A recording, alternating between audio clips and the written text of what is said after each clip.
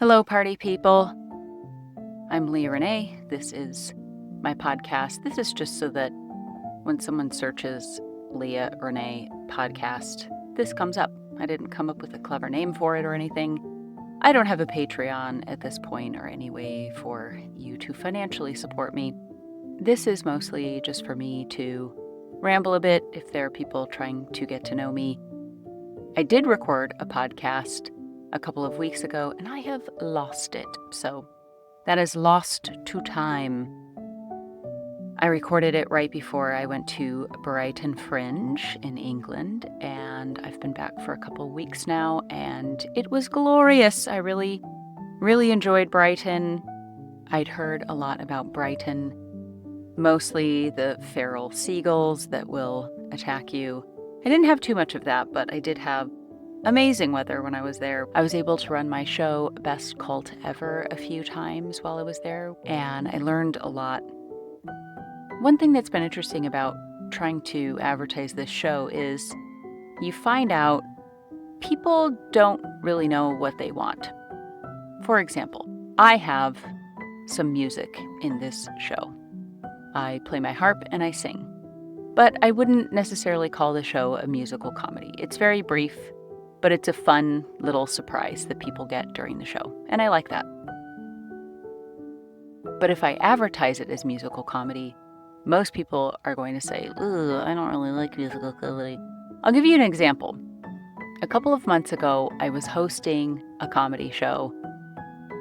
Many of the comedy shows you go to will be a showcase where there's multiple comedians, and there's a host on the show that welcomes people. The host does some of their material, their recited bits, but especially overseas, the host, or compere as they call it in England, is the person that breaks the wall between the audience and the performer. They welcome them in. They're the host. Similar to when you go to a restaurant and somebody greets you and welcomes you and takes you to your table. The host of the show warms them up, gets them laughing, helps them feel comfortable, and does anywhere from 2 to 20 minutes, depending on the show. I was meant to do 15 minutes, and I had this song that I wanted to try, but it's very rare, I've never seen it at least, where a host will do musical comedy. Normally that's for someone else on the showcase or a headliner. But I gave the audience the option. I said, look, my job is to get you laughing, help you feel comfortable, so we can tell jokes and laugh about Philly and, we could talk about that, or I could play you a song I just wrote. And I said, I'll let you vote. Who wants to hear comedy? One person clapped, and everyone glared at her, and her friend elbowed her. And I said, who wants to hear the song? Everybody wanted to hear the song. Which is interesting because most of these people, I would guess, don't like musical comedy because they could have been at a musical that night. They could have chosen that, but they wanted a stand-up show. But when I gave them the option, they wanted music. Isn't that interesting? Another thing that I've noticed, I tested some ad copy because when I meet people and I tell them my story, they go, oh, that's so interesting. Did you talk about that on stage? Oh, you should do a show about that. But when I tested the ad copy, I had 4 different ways of putting it, 4 different headlines. One was a generic headline, like laugh out loud, punchline filled comedy show, just basic. It could be any comedy show. Then there was one that highlighted the fact that it was an interesting peek into a mysterious religion or something like that. Another one was one woman's story of blah, blah, blah, blah, blah.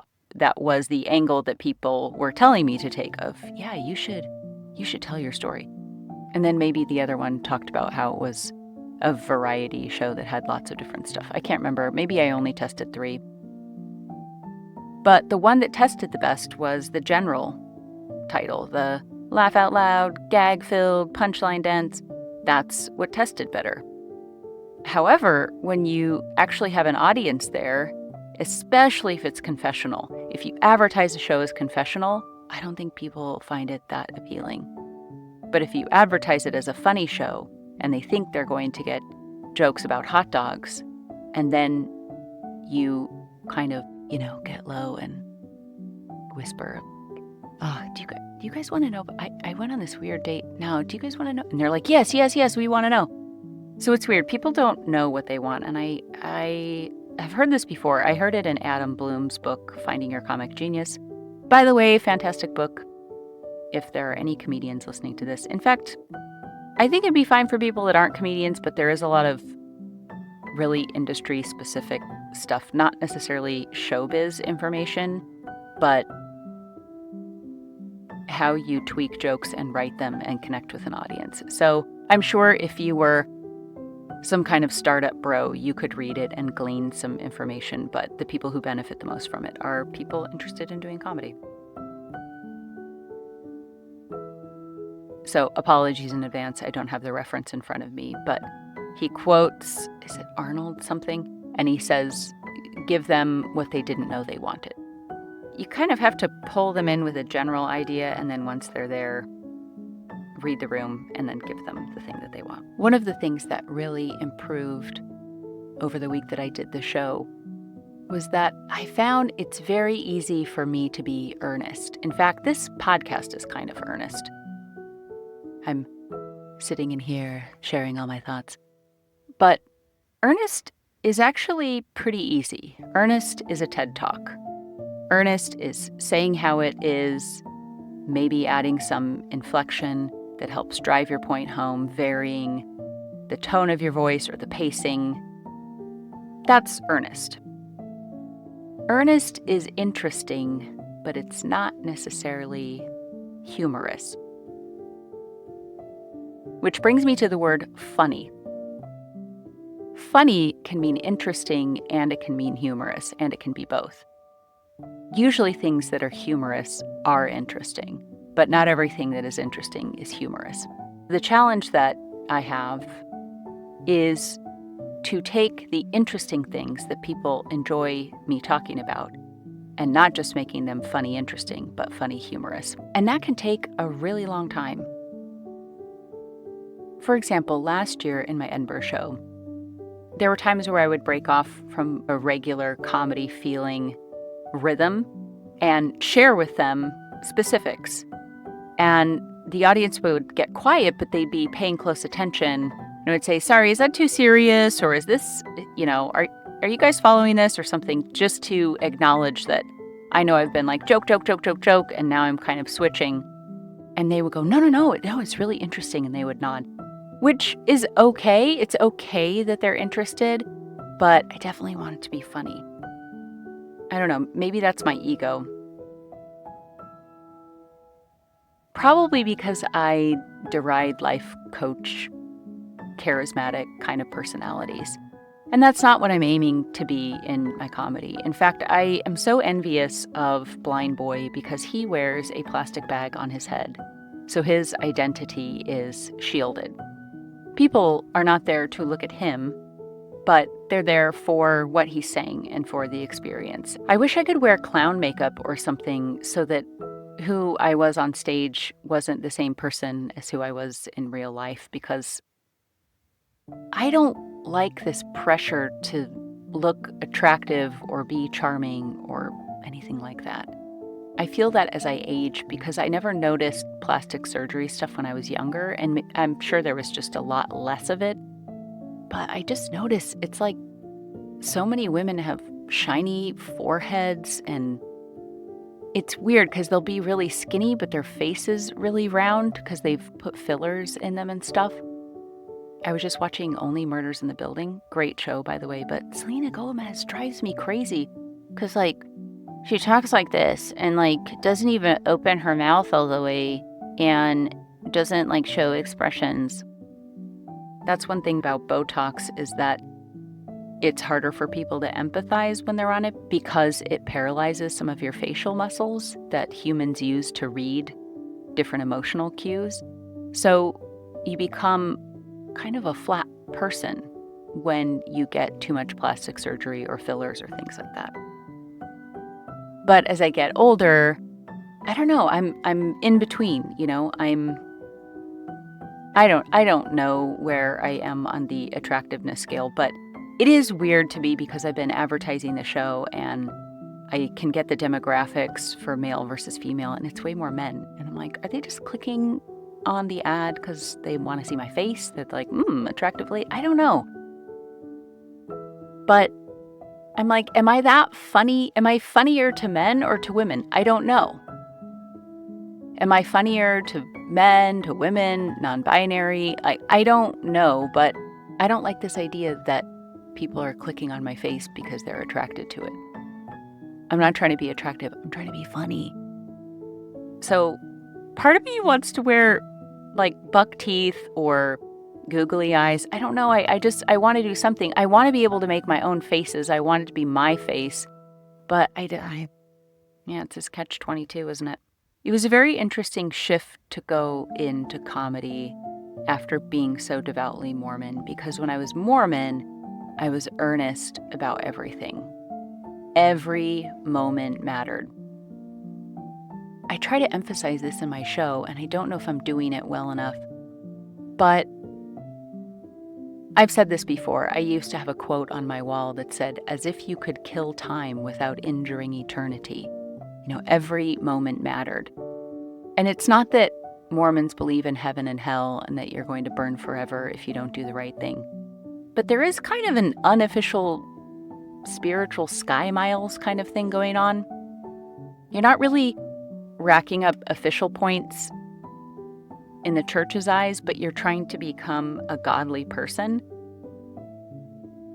I remember a talk in the General Conference of the Church. Twice a year, the heads of the church have a televised worldwide broadcast where for 2 days they give kind of like TED Talks basically behind a pulpit, and they're really important. In fact, to Mormons, these addresses are considered living scripture. In fact, they trump, I hate that word now,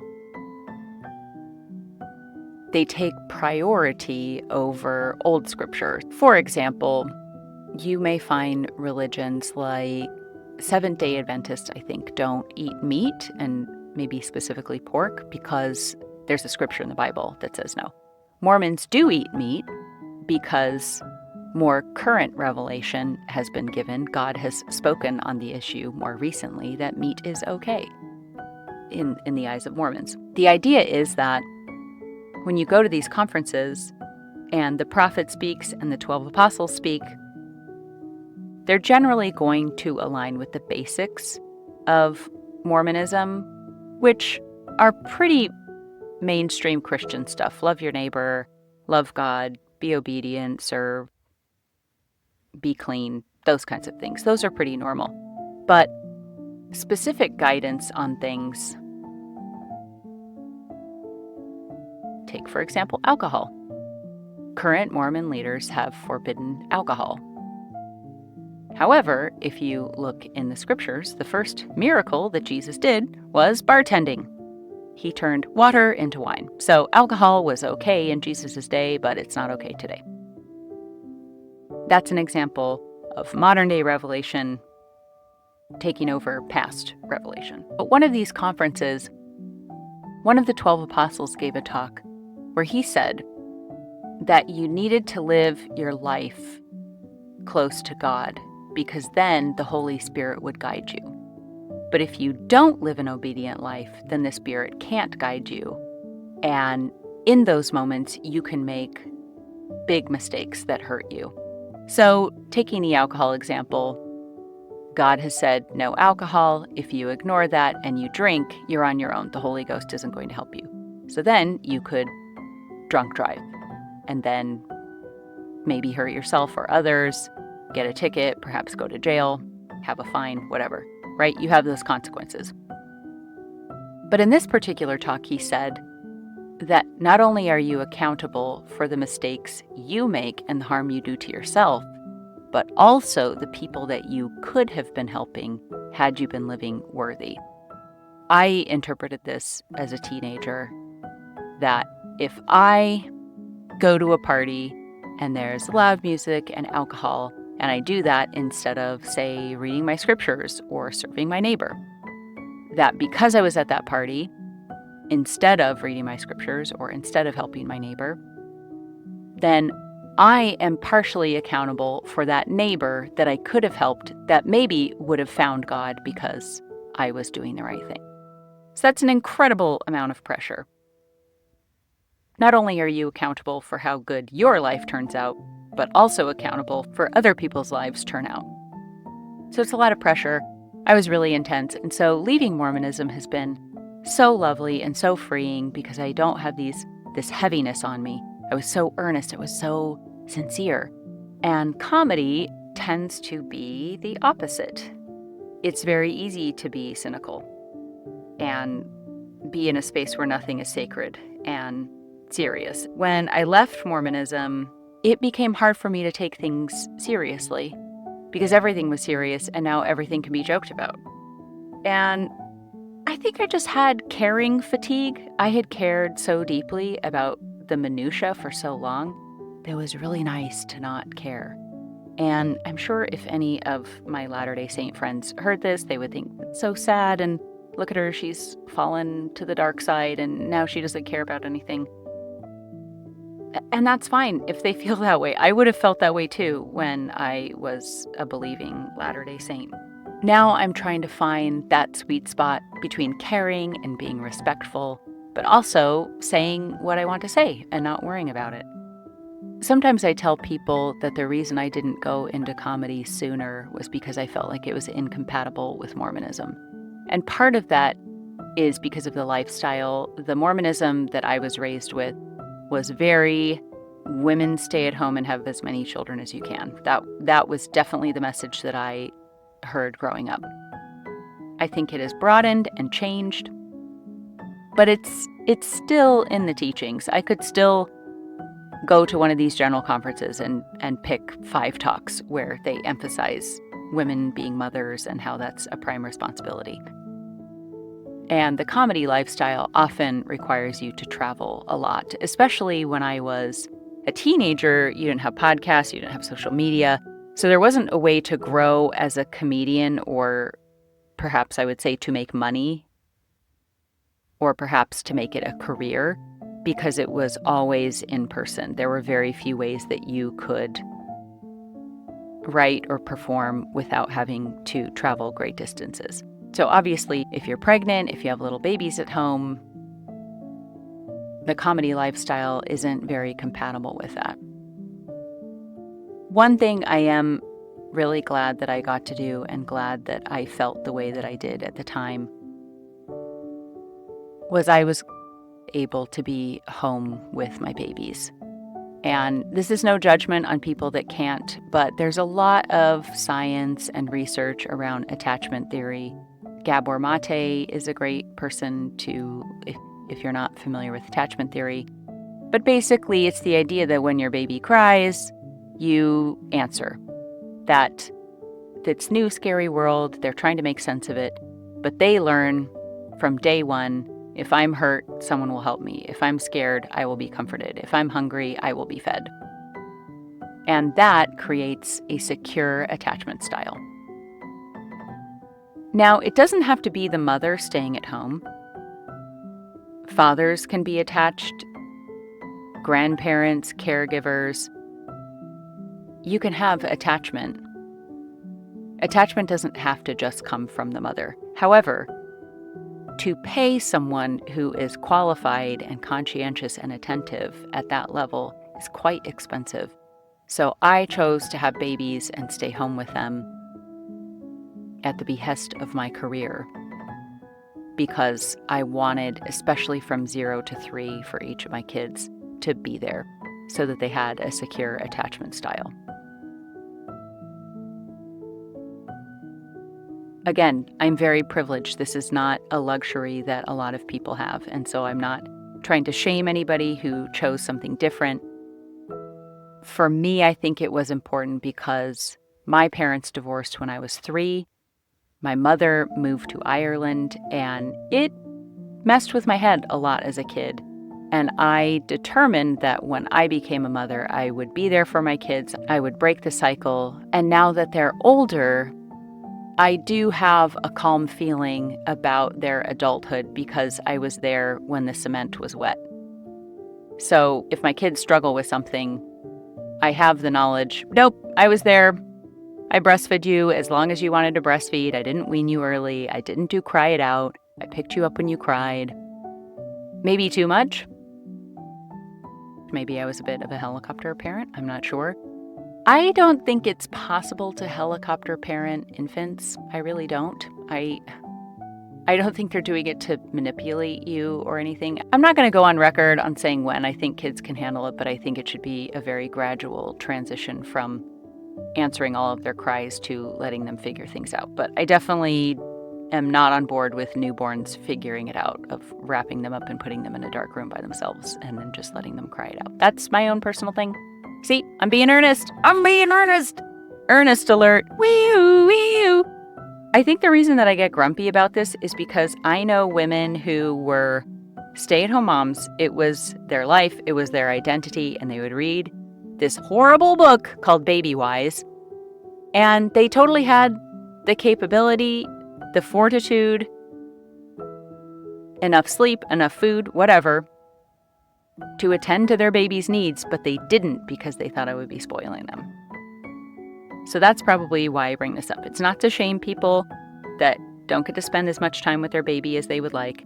This is for people who think that letting babies cry is good for them, because I don't. I definitely don't. Oh man, I got all earnest. Okay. Now that I've been in comedy for a while, I actually think the reason why me being a Latter-day Saint was incompatible with comedy was not necessarily the lifestyle or being on the road, but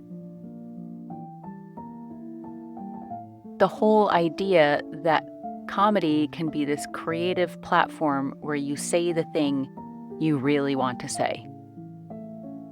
And I wasn't free to do that as a Mormon because Mormons are supposed to be a disciple of Christ. You are taught from a very young age to stand as a witness of God at all times and in all things and in all places. So if I'm supposed to be witnessing for God 24/7, your hands are a bit creatively tied as you try to come up with material. I actually started doing some comedy stuff when I was still Mormon. I wrote some sketches to apply for Studio C. They were hiring, and I thought, oh, maybe I could do that. I had done a few open mics when I was still Mormon. I actually did some open mics when I was pregnant, which was interesting. Yeah, I had a joke about how I had rock star maternity genes, and I was like, that just seems like an oxymoron. I look like a snake that swallowed a golf ball. What I like about comedy is that I can really say the thing that I want to say without this asterisk of, does this line up with a disciple of Christ? Am I testifying to the truthfulness of the Book of Mormon or the Church of Jesus Christ of Latter-day Saints being the only true and living religion upon the face of the earth? No, I can just be me. It is. I'm sure people listening to this are like, yeah, of course. I'm like, I don't know if you understand, but it's. If you've ever had a job where you have a uniform and a name tag, and no matter what you do when you're there, anyone seeing you knows that you work there. You are the face of Starbucks, Wendy's, Best Buy, whatever. So even though you're your own person, because you're in that uniform and that name tag, people associate the whole thing with you. Mormonism is like that, but it's on an internal level. Your name tag is always on, under your skin. Everything that you think or do or say is all contributing to how worthy you are, how easily you can hear the voice of God directing you. And because I had had some trauma with a little t, I'm not trying to exaggerate my parents' divorce, but I don't really have a lot of memories from that time, but I do feel sad for little toddler Leah when I think of what was that like to wake up and my mom wasn't there, and what did my dad tell me of, oh, mom's gone for a while. Like, I'm not even sure how he explained it to me. I don't have memories from that time. I think because of the uncertainty in that time of my life, I craved something solid. So being this very devout, 100% in Mormon was quite easy for me because it afforded the security I was looking for. In the same way that when I worked in health insurance, I noticed that some people wanted to pay the really high premium plan because it took away the uncertainty, which financially is actually a pretty stupid idea. So let's say you have, I'm just going to keep it easy. You have different plans. One is $100 a month, and let's say the other one is $2,000 a month. So that means for your health insurance, you're going to pay $1,200 a year or $24,000 a year. And there were some people who would choose the $24,000 a year plan because it had a 0% copay, for example, or it had an out-of-pocket maximum of $2,000. So people were willing to pay $24,000 a year to make sure they had zero copay and that they wouldn't owe more than $2,000. On the other hand, someone paying $1,200 might have a $50 copay. If you do the math, it makes much more sense to go with the cheaper plan, but there were some people that just liked paying all that money up front. But that's what's weird about health insurance. You're going to pay $24,000 a year, whether or not you are sick or healthy. You might have the healthiest year of your life, you're still going to be out $24,000. In a sense, Mormonism was the insurance premium that I paid to feel safe. And yes, I probably did it over the top, but it felt really good. It felt very calming, and it felt really nice to feel like I was doing all the right things. And I didn't think I would do well with the uncertainty. But now that I'm out of it, I'm kind of okay not knowing. I think whatever's next is fine. I mean, people that have died and come back seem to enjoy it. Am I okay with the idea of nothingness or being energy or being reincarnated? Yeah. I think the thing I'm afraid of is becoming a ghost that's trapped. So there's a part of me that wants to know, how do I not be a ghost? Because I don't want to get stuck in this house. We are renting this.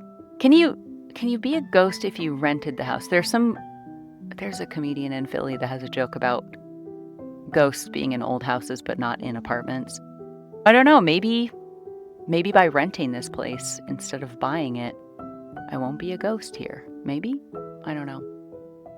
I think this place has been a rental property for a while, and I have not seen any ghosts, so I don't know. Maybe I could find a few podcasts of how to avoid getting trapped. I'm really not into supernatural stuff, ghosts, true crime, horror. I'm not really into that genre. So I feel very out of my depth trying to articulate the different types of ghosts. But I know there are people that are really into it that could tell me why people get trapped and how people have managed to unghost themselves, or what happens when you're a trapped ghost. Like, where do you go when you get untrapped? Or I'm sure there are people that have broken this down to what they feel is a scientific level. And you know what? I would listen to it. I just don't want to have to dig through all of the other stuff to find it. If anyone who listens to this and knows me has a good podcast or book or just a simple outline, really, of how I can avoid being a ghost, I don't know. You know what? Maybe I would like being a ghost just as much as I liked being Mormon, and just as much as I like being agnostic. Maybe ghost life is fine. It just seems like they're not happy.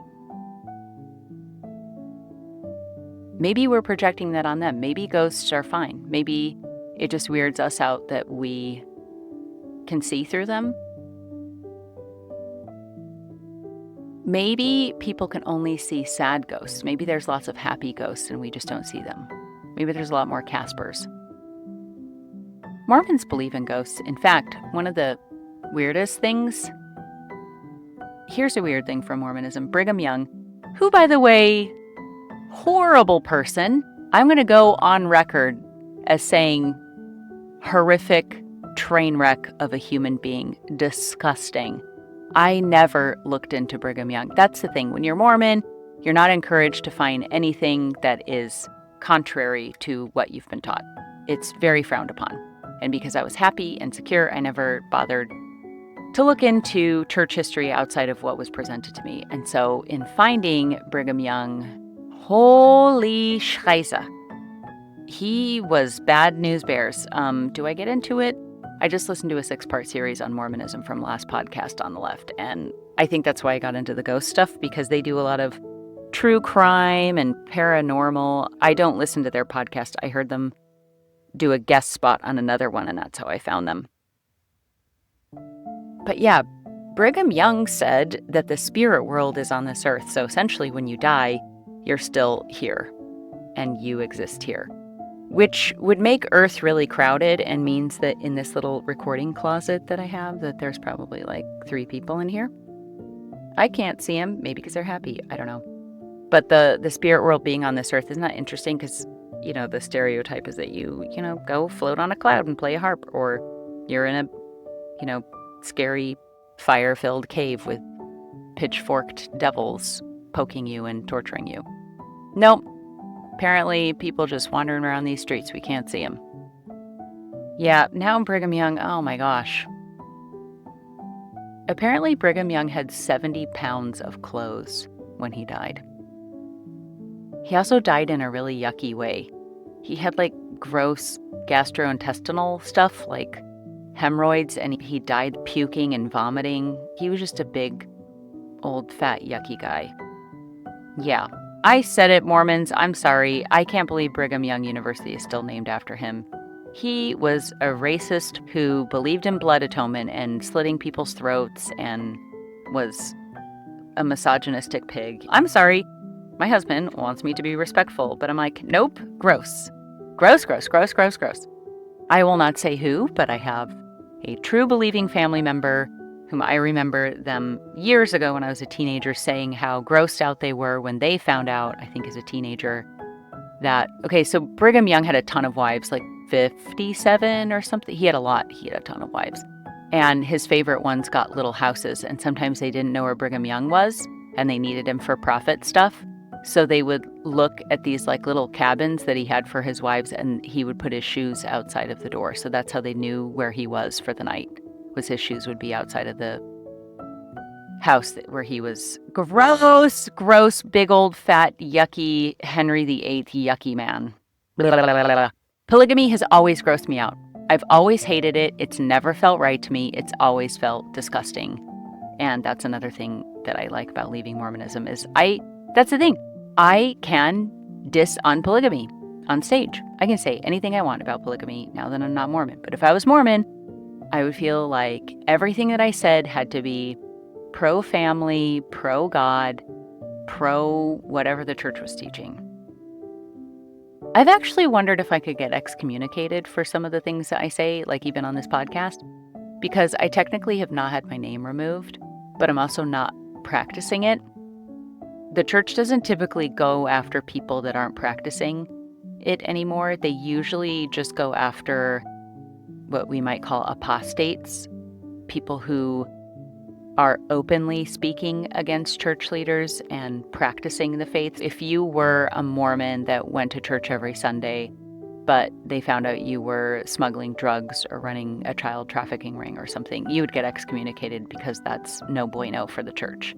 However, if you met the missionaries, you got baptized, you went to church 5 times, and then you fell away, and then you became a drug or child trafficker, they probably wouldn't go after and find you.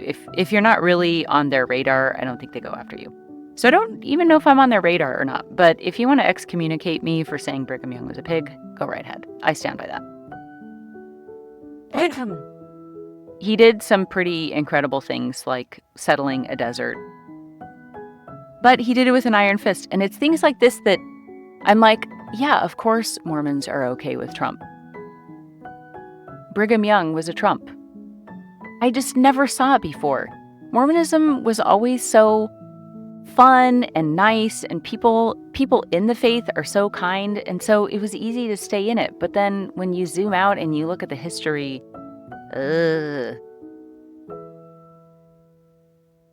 when you actually look at the history from just a factual, this happened, then that happened, then that happened, this is what was in this person's journal, when you just look at it objectively, no faith-filled lens, just as a normal critical thinking person, I feel really embarrassed that I stayed in it. And I know this would be really painful for my friends and family that are still in it, but I'm like, guys, it's so crazy how many quote-unquote revelations Joseph Smith got that corresponded with his own personal life and the stuff that he wanted. Same thing with Brigham Young. It's so manipulative and coercive. And perhaps the reason that I stayed in as long as I did was we didn't focus on the history as much. We focused on some stuff that was faith-promoting, but modern-day Mormonism is not coercive and crazy like that. The current prophet, Russell M. Nelson, who's 100 years old, literally 100 years old, turned 100 years old in September. He's not like, God gave me a revelation that I should take Miss America as my second wife. He doesn't come out with crazy stuff. Mormonism, the Church of Jesus Christ of Latter-day Saints, the big one, is pretty vanilla. I mean, they do some shady stuff. There's like money laundering stuff where they hide money from the government, which is also a very Mormon thing. The Mormon Church from its very inception has been dodging government legal stuff. If you look at Joseph Smith and the many times he was arrested, and it's baked into Mormon culture to be distrustful of the government because God trumps the government. So that's baked into Mormonism. But what's weird is that there's a lot of splinter groups that the Church of Jesus Christ of Latter-day Saints does not associate with. However, they use as their primary text the same book, the Book of Mormon, and the records and documents of early church leaders, which the Church of Jesus Christ of Latter-day Saints also uses, but they just cherry pick the most palatable parts of church history. I can't believe I've gone on this long about Mormonism. Maybe because just talking about myself seems wanky. I don't like, oh, and I did this and I did that. It's like, who cares? People have their own lives. But going back to people don't know what they want. You may not have wanted a podcast about Mormonism. Maybe you did. Maybe I didn't know what you wanted, and that is what you wanted. I don't even know who you is. I'm not marketing this thing. I haven't even told people I have a podcast. Occasionally, I will mention it in a conversation with an acquaintance or a friend, but I'm not really plugging this thing. Essentially, I've made this podcast to do it long enough to see if I hate doing it. I tend to try to be really good at whatever I do. If there's something I enjoy doing, I try to master it quickly. Obviously, this podcast is not an example of that because I'm not really consistently posting on this. I just don't have the time. Which brings me to lucid dreaming. Any lucid dreamers out there? Okay, I don't totally understand how all this works, but essentially, lucid dreaming means that when you're dreaming, you know you're dreaming and you can control your dreams, which I think is awesome. Partially because we spend a third of our lives asleep. And maybe because I'm such a control freak, if there's a way that I can squeeze more juice out of the experience of being a human being before I shuffle off this mortal coil, oh yeah, baby, I'm gonna be there! So yeah, I did a little bit of research on lucid dreaming yesterday. I've been interested in dreams, but my issue is when I wake up, it's usually because I'm interrupted by somebody, like a kid, and being like, no, I can't help you. I need to write down this dream before it's gone. It's just been hard to make it a priority. I don't need so many excuses. So I'm trying to have less excuses. But I really like Carl Jung and dream analysis and archetypes and those kinds of things. It's just another thing on my list, and I'm at a time in my life where I feel to be selective on how I spend my time on things, which is one of the reasons I'm not on social media that much. It's not a goal of mine. I mean, sure, it's a goal of mine to sell more tickets to shows, but I don't want hundreds of thousands of people commenting on all my stuff. I don't want that level of DMs, of stories, views, of comments. It's no bueno. But I would like to lucid dream. So lucid dreaming, you basically get to pick what you do. I don't know if you get to completely choose the dream. Let's say you're eating a bowl of Lindt truffles or something, and you're enjoying it in your dream, and then you're like, I would like some champagne, and then you can make champagne appear. I don't know if it's like that. I really like flying, and I do that in some of my dreams. Usually when I fly in my dreams, it's like swimming. It's the same kind of motion. Sometimes I have to really pump my arms and legs to not fall out of the sky. And then other times I'm gliding, like, when you go underwater and you squat down and you push against the side of the pool to glide, that's kind of how flying feels. I would love to fly more in my dreams. There are some people that I'd like to meet. I'm kind of coming up with a lucid dreaming wish list. And one of the things they say if you want to lucid dream is that during the day, you have reality checks where you just check in with your body. One of them, isn't this interesting? You look down at your hand and you take your index finger and you push it into your palm and you say, I am not dreaming, I think you say, I am not dreaming. So if I were dreaming and I pushed my finger through my hand like that, it could come out to the other side. But because I'm in the material world, I'm awake, I can't break the laws of physics like that. So that's one of them, I think. You know what? I sort of want to write a whole podcast on lucid dreaming because when I looked it up on Spotify, I could only find a bunch of 3 to 7 minute long things about lucid dreaming. Sometimes there were like lucid dreaming meditations.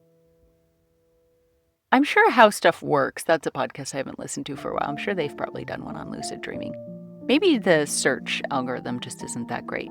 But man, if I could get 8 hours a night doing whatever I want to do, that would be amazing. And it's free. I don't have to spend money on it. I'm not going to gain weight from it. I'm not going to hurt anybody. I'm into that. I'm into learning about lucid dreaming.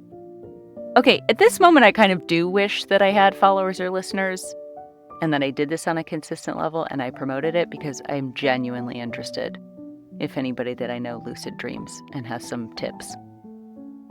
I'm fairly lucid in my dreams. I definitely can step outside of my own mind if something's going on in a dream. Sometimes I'm like, hey, this is a dream. This doesn't have to happen. That happened to me when I was a teenager. I don't even think I had a crush on him, but it was a boy that I knew from church, and he was like kissing me or something. And I'm like, oh, I'm not allowed to kiss boys or something like I shouldn't be kissing. Like, again, Holy Ghost. Now I can't have the Spirit guiding me because I'm about to make out with a boy. I can't do that. And I remember having the thought in the dream, like, no, it's a dream. You can do whatever you want. And then me being like, yeah, but is God going to judge me for this? That's what I'm saying. There was no escape. There was no escape. God was always listening to everything. Even when I was dreaming, I couldn't be like, nope, I'm gonna snog this boy because it's a dream and it doesn't count. Basically, my life has just become a lucid dream. You get to pick stuff. You get to pick it. You get to pick your reality. And that's what's weird is that they shit on that in Mormonism. They're like, no, you can't just make up your own morality. You can't make up your own reality. God's reality is true, and everybody that has their head in the sand is in denial. And I'm like, I don't know, though. I mean, nobody really knows what happens when we die. Mormons think they do. But then they think other things that are bonkers. And so I'm like, I don't know who I can trust. That's why I want a lucid dream. Trust in myself. Taking matters into my own hands. Lucid dreaming is just like being a girl boss while you're asleep. You're like, I'm taking charge. I love that because nobody gets hurt. I can do whatever I want in a dream, and I'm not going to damage any relationships. I'm not going to have to apologize to anybody. I'm not going to run up debt. This is... Why isn't everyone lucid dreaming? It's not that hard. It is a skill. But from the suggestions that I saw, they said, meditate for 5 minutes a day where you're just like calm and you just focus on your breathing. It's not even any kind of an intense meditation. It's just being present, almost like body scan sort of simplicity. So there's that. There's teaching your subconscious that you can lucid dream. You write down on a page, I can lucid dream, or I will lucid dream, or something. See, that's the thing. At this point, this podcast is very hodgepodge because I have a lot on my plate right now. But boy, would I love to quit my day job and rent a little office and research podcasts and have these be really bangering for me, because it's interesting for me. I would love to make this podcast my own personal lucid dream, where I just make up stuff and I do it. I did it my way. That's what I would love to do. I don't even know if that's how the song sounds. I did it my... No, I don't think that's the real tune. Sorry, y'all. One song that I like to play on my auto harp is Dreaming My Dreams by the Cranberries. And she says, I'll be dreaming my dreams with you, and there's no other place where I'd lay down my face dreaming my dreams with you. That's a lucid dream, baby, because you can't just say you're going to be dreaming your dreams with you unless it's a lucid dream, because you might be trying to dream with this person, but if you can't lucid dream, that guy could be a shape-shifting crocodile who wants to bite your head off, and you don't have any control of that because you don't know how to lucid dream. This podcast was sponsored by Lucid Dreaming, your one-stop solution for getting 5 to 8 hours of your day back to doing whatever you want. Lucid Dreaming, the solution for people who are control freaks. Lucid Dreaming. Are you bored at work? Are you frustrated in your love life? Do you wish things had gone better for you? Try lucid dreaming. For 8 hours a day, you can get whatever you want, and no one can say anything because you're asleep. And let's face it, sleep is like being dead for a little bit without hurting anyone. Lucid dreaming, the all-new solution for people who wish their waking lives were better. Do you think those are good lucid dreaming commercials? Wow, I didn't know I was going to crap on Brigham Young and then talk about lucid dreaming, but I think I've been sitting in this closet for a while because my legs are falling asleep. So I will end it there, and I don't know who's listened to this, but seriously, if you have listened, I don't know where you're listening to it. I don't know if it's on Spotify or some weird, like, iHeartPodcastLand.com. I don't know how you found this podcast, but if it's a weird site, I won't see it. But if you found this on YouTube or Spotify or Substack, then tell me if you lucid dream, because I want friends that know how to do it, because I want tips. This is what I want to get good at fast. I want to get good at comedy fast. I want to get lucid dreaming. I want to do that. Lucid dreaming? What would be on your wish list? What's on your wish list of stuff you want to dream about? That's the point of lucid dreaming. Why isn't everyone talking about this? This is way better than doom scrolling. I love this idea.